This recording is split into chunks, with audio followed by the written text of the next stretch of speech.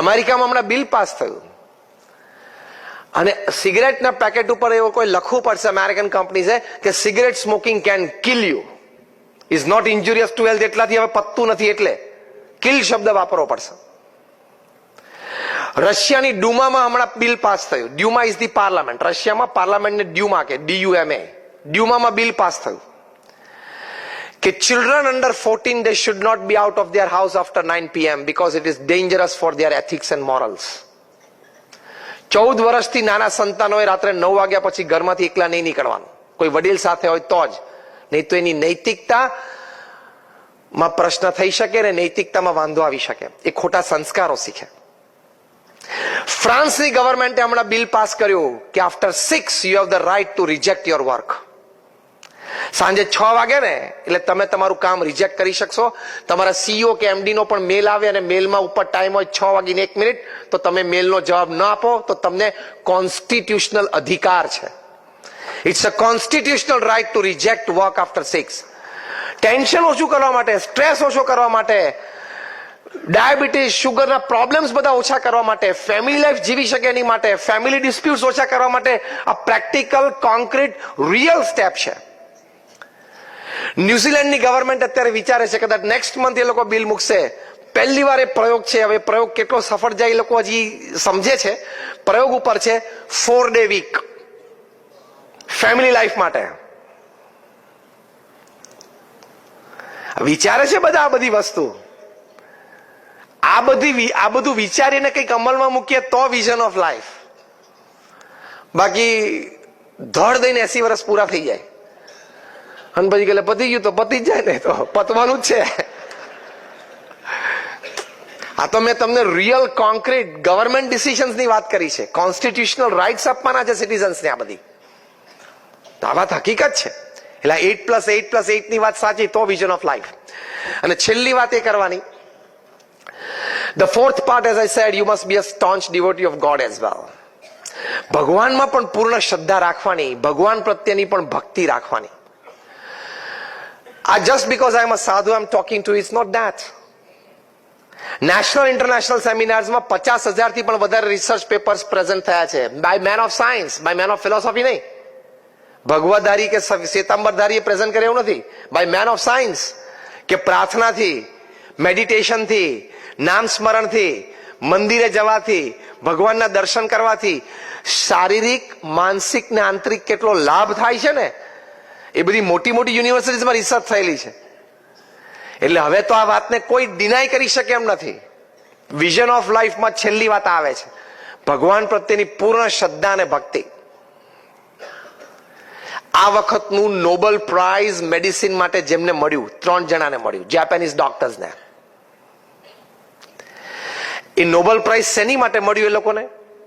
કેન્સરના ક્યોર માટે એમને એક નવી થેરાપી શરૂ કરી. Experimented, proved.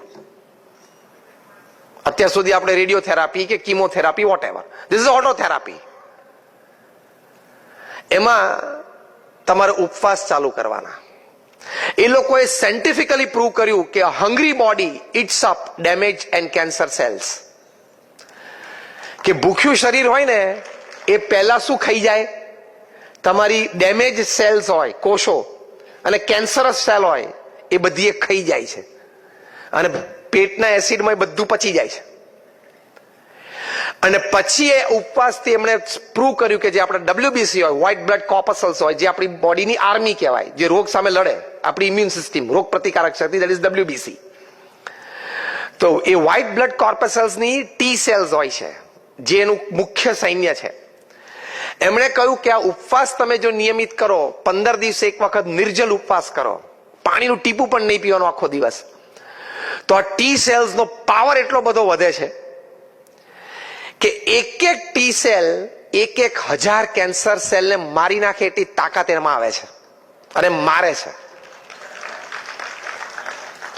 પણ આપણી ખાવાની ખોટી આદતો, રાત્રે 11:30 વાગે બર્ગર જોઈએ ને પેપ્સી જોઈએ, પતી ગયું T સેલ્સ. આપણી ખાવાની ખોટી આદતો, ઉઠવા બેસવાની ખોટી આદતો, રહેણી કહેણીની ખોટી આદતો, હરવા ફરવાની વર્તનની ખોટી આદતો, એના લીધે આ સાયન્ટિસ્ટે કીધું કે T સેલ્સનો પાવર દબાઈ જાય છે. બાકી કેન્સર થાય છે એનું. એટલો પાવર ભગવાને મૂકેલો જ છે અંદર. હવે આ વાત આ વર્ષે નોબેલ પ્રાઇઝ ફોર મેડિસિન જે વૈજ્ઞાનિકોને મળ્યું એ લોકોએ આ વાત સાબિત કરી. તો આપણા ઋષિ મુનિઓની વાત, ઉપવાસની 15 દિવસે 11 કરવાની વાત સાચી કે ખોટી? આ મેં તમને એક વાત કરી, આવી મારી પાસે 500 વાતો સાયન્ટિફિકલી પ્રૂવડ વાતો છે, 500 plus. Out of 50,000 I have 500 પેપર્સની કોપીઝ મારી પાસે છે.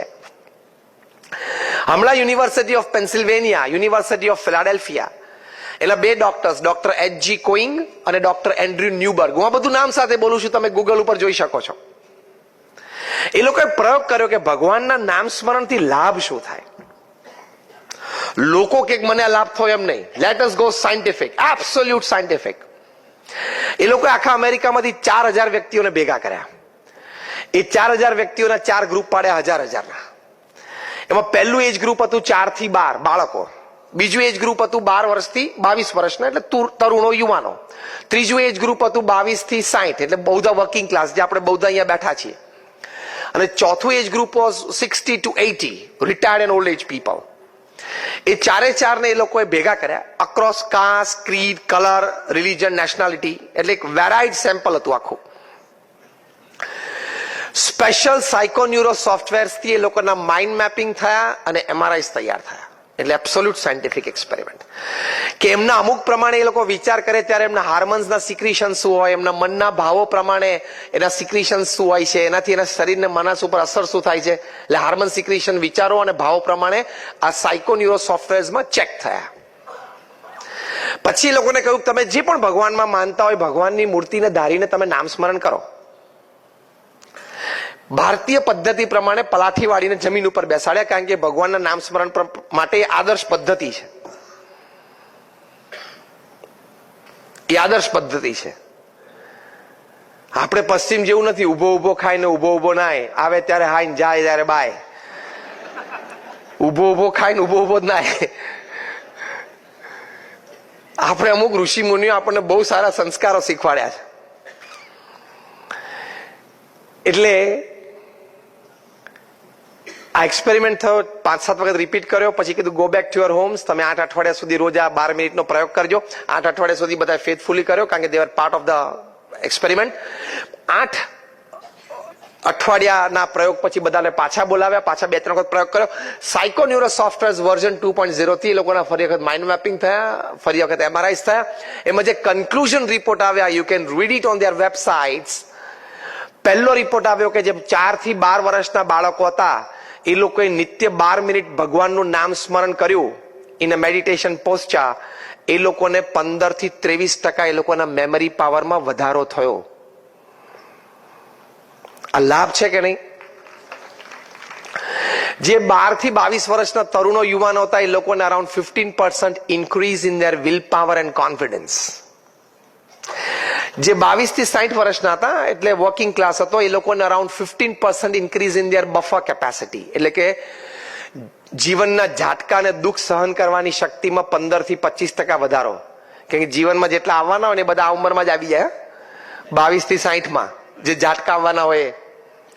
અને જે 60 થી 80 વર્ષના હતા, રિટાયર્ડ અને ઓલ્ડ એજ પીપલ, એ લોકોને about 23% increase in their strength of immune system. રોગ પ્રતિકારક શક્તિમાં લગભગ 23% વધારો આવ્યો.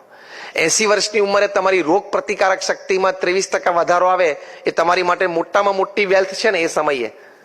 કે હોસ્પિટલ ઓછું જવાનું થાય, દવા ઓછી લેવાની થાય, એટલે તમે સુખી અને તમારો દીકરો સુખી, દીકરાની વહુ તો એનથી સુખી.